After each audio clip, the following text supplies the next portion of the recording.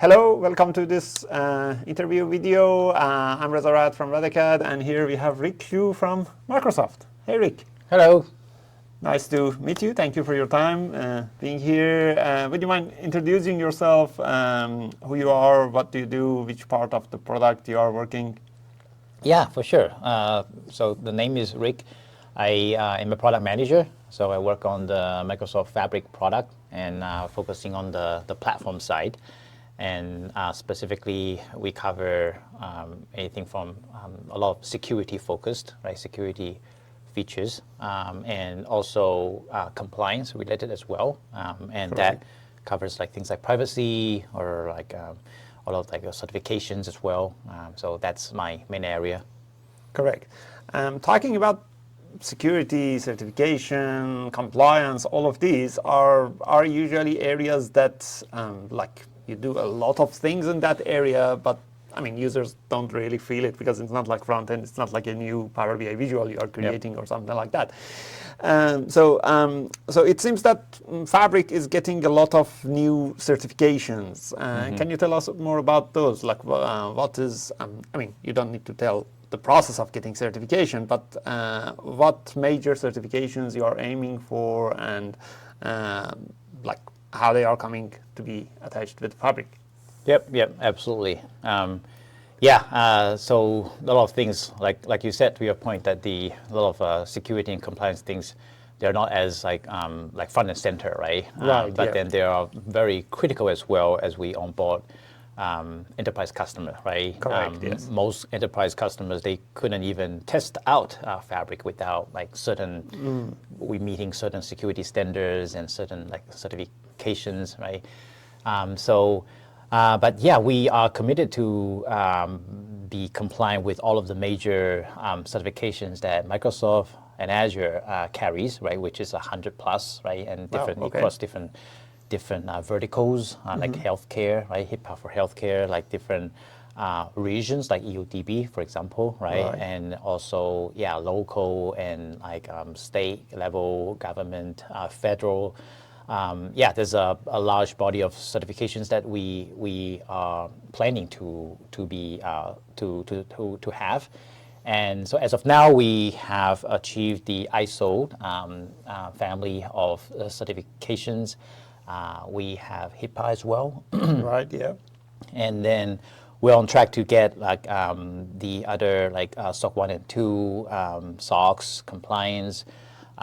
We are on track to get like FedRAMP, and they're all on the plan. They're at various like stages, but they're all being planned. And these are the major certification. All other things comes around these, right? Yep, exactly. Yeah, that is cool. Great, awesome. And the other area that you are working is basically that, like the domain security, everything about like the Entra ID security with the Fabric. Right. So what are the major areas of, let's say, not a pain point, but let's say challenges that customers usually face and areas that you work on that?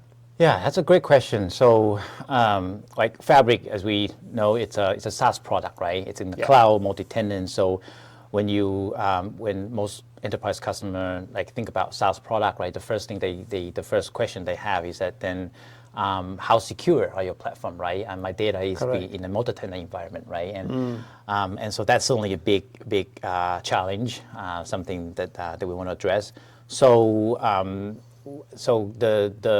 the biggest thing that we are focused now is in terms of like network security, right?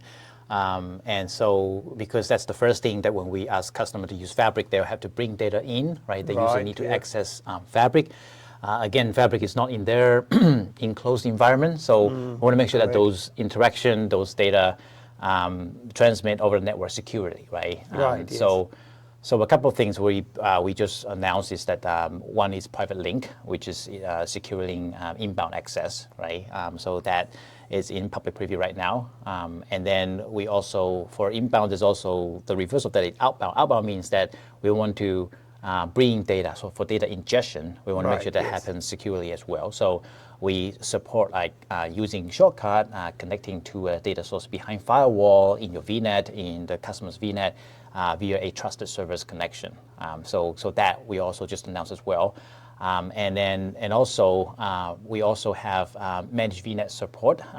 Right now, in public preview it's mostly for Spark right now, but that also protects kind of like the outbound leg of it of connections. And then we have more features on the roadmap soon, which is we have features that would kind of like restrict outbound access, which is to address like data exfiltration concerns. Right? So that's on the roadmap as well. So those are like security, network security related. Okay, that's cool about the security. Another area that people are quite interested in seeing how it is working and improvement on that is encryption. Yep. So what are things going on that side? Yeah, absolutely. So of course, when customers have their critical data like stored in one lake in Fabric, right? The most important thing is that those data should stay encrypted, right? And so right now we support encryption for data at rest using the Microsoft Managed Key, so they're always encrypted, right? And then for data that's in transit, right, we support that TOS 1.3 like encryption. And then what's on the roadmap, like, is that we will support like customer can bring your key to encrypt data as well. So a lot of people call it CMK, right, customer managed key. And so that's on the roadmap, and so that's where we're heading towards encryption. That is cool. And the other good thing lots of good things you are working on, but the other thing which is kind of related a lot with our audience is the security around like column level security, object level security, because we had row level security for a long time now these two as well. So how are things going on that side? Like, are these going to be like more embedded inside tools such as Power BI Desktop or? So that's the features that are with Power BI currently. It's continued to be there, right? But for when it comes to Fabric, right? So the data plane, we call it like the data plane or data security, where you get to essentially there will be a way for you to define policies, and you can essentially define who has access to what at a column level, row level, object level, right? And then the good thing about that is that once you define those policies, for the one lake data, it should apply to all of the different workload engines. It goes through all of those, right? So so we have a different team that works on that, and so the plan for that, we'll have to check with that team on where they are.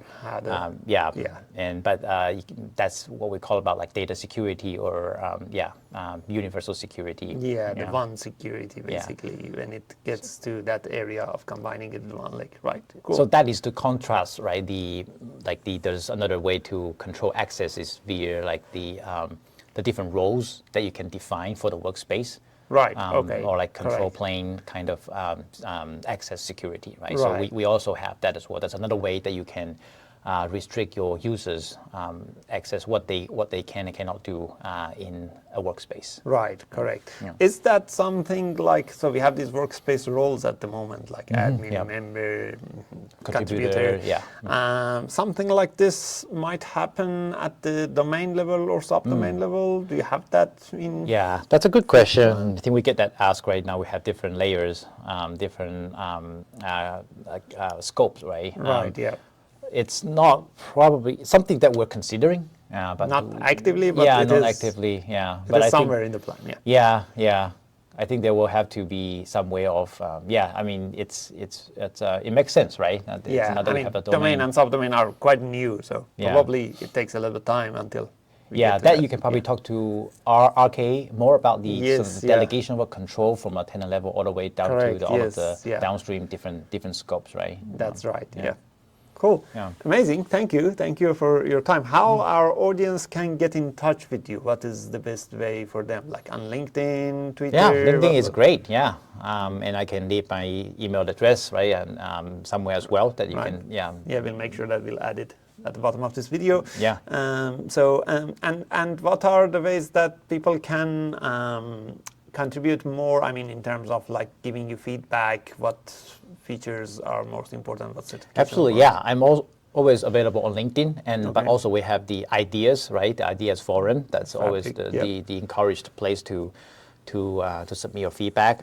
But also, if you are coming from one of those Fortune 500, we have this program called Enterprise Voice. Right. A lot of big customers, they already have a presence in this program. That's right. And so we're very active. All of program managers, all of the customer, all of the users, we're very active. It's a very active forum as well, but it does take like, you need to sign an NDA, you need to find like your account team to set it up. But yeah, we have that as well. Right. Okay, that's cool. Thank you. Is there anything else you wanted to talk about that I didn't ask about? Maybe one more thing on related to security is so we talk about network security, but we also have features like Entra conditional access, right? Yeah. So that also is a very good tool if you don't want to set up private link, which might be a little bit more cumbersome to set up. You can use the conditional access policy in Entra, right? And we also support that.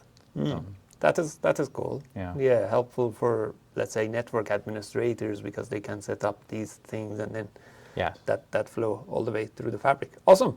Thank you. Really appreciate your time. Thank you everyone for joining us. Until the next video. Bye.